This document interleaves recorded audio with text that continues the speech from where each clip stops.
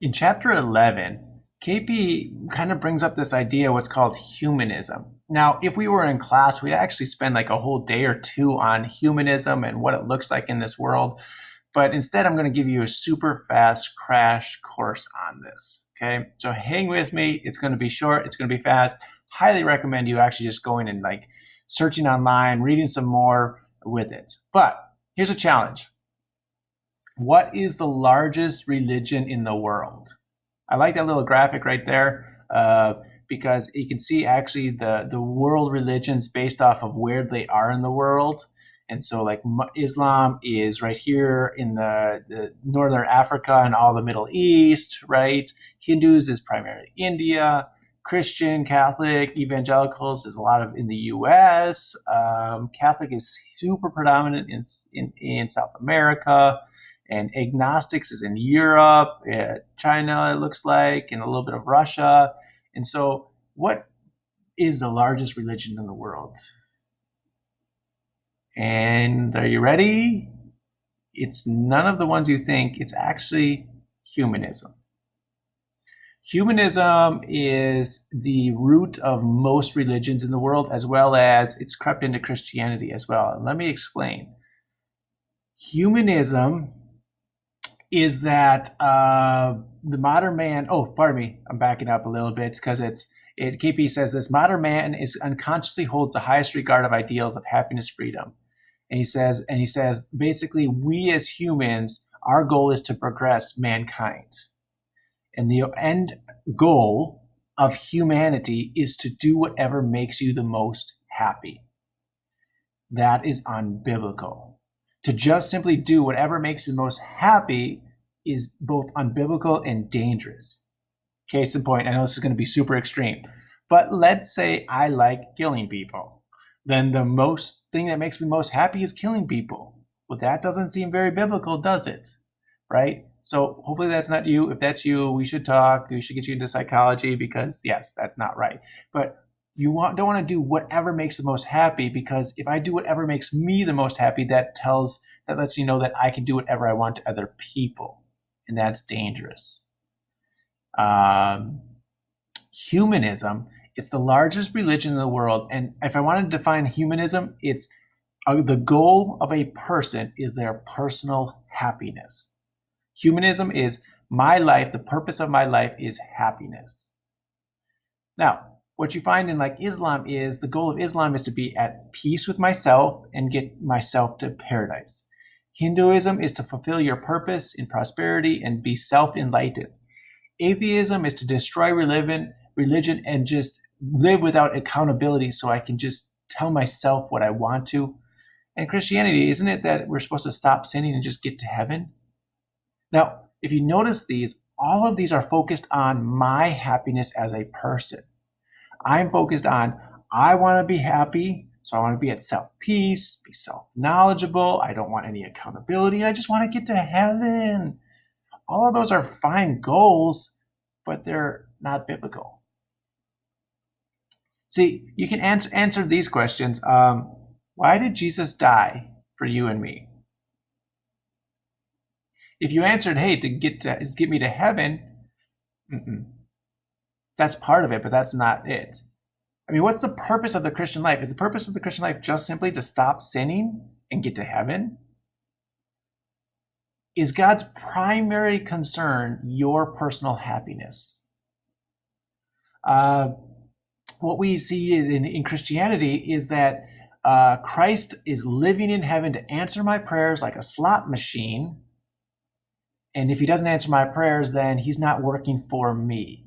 And we can turn Jesus into this guy or this God that is supposed to fulfill my happiness. And then I get mad when he doesn't do what I want. You know, people say, well, heaven was designed for my happiness. Actually, heaven is designed for God's happiness. And we get the byproduct of going there as we are also happy. Some of us would say, oh, I go to church because the worship just makes me feel so good. And then we go to church and we're like, oh, the music didn't work for me this weekend. Did you notice that you've just taken the eyes off of Jesus and you made the music about you rather than God? Some of the best worship is when you feel nothing and you're choosing to worship God because you are giving him your praise even though you feel nothing about it. Or super popular, the prosperity gospel, give to my church so God will give back to you. If you sow your seed of $50, he's going to give you 5,000. I wish I was a cool prosperity preacher. Do you see how that's all me focused? Better pitch is give $50 to the church because you should. And so what we've taken is we've made what Jesus did about me. Did Jesus die for you and me so we get to heaven? Yes. But more than that, he did it so he could restore our souls and bring us back into relationship. Heaven is secondary to the relationship restoring between us and the forgiveness of sin. See, what would you say is the greatest problem facing humanity today? Like, what would you say it is? Is it like the COVID-19 outbreaks? Is it the economic fallout that's happening throughout the world? Is it the race issues? Is it water and food shortages? Is it poverty? Is it inequality? Like, if I was going to ask you, you're going to tell me, what would you say the greatest single problem facing humanity today is?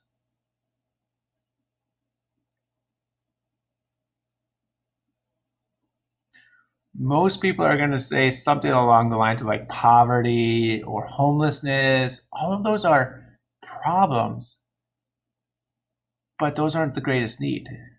The greatest need for all of humanity